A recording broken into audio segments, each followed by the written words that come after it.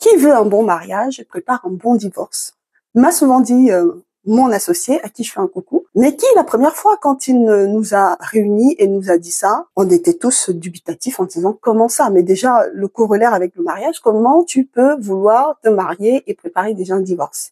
Et il nous a juste dit le but c'est que nous soyons tous conscients de ce qui nous engage et en cas de non-respect des règles, qu'on sache aussi les conséquences encourues. C'est dans cette thématique que j'ai envie de vous entretenir en vous parlant d'une société. Parce que quand on est plusieurs actionnaires dans une société, on se marie à plusieurs. Et là, les risques sont énormissimes.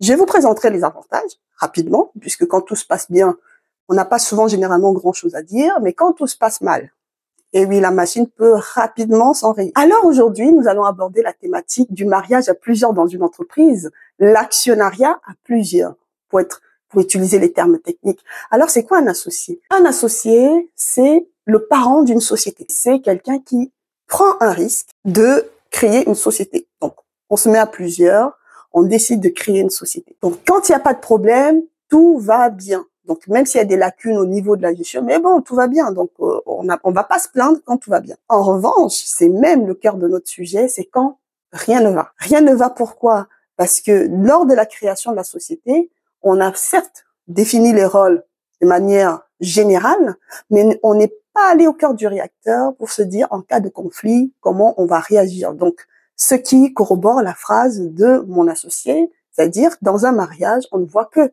l'horizon du rêve et de notre vision. En revanche, en cours de route, les chemins peuvent se séparer parce qu'on n'a plus la même vision. Et à ce moment-là, ça serait important d'avoir fixé des règles qui prévoient des clauses de sortie. Notamment en entreprise, ça c'est primordial, ça c'est très important. Quand la société se crée, tout le monde voit tout en rose parce qu'on a un projet, on a une vision. Mais quand on met réellement les synergies ensemble, les moyens, et quand on commence à parler d'un peu d'argent qui rentre, alors les personnalités se révèlent et on est bien surpris parfois de savoir qui on a en face.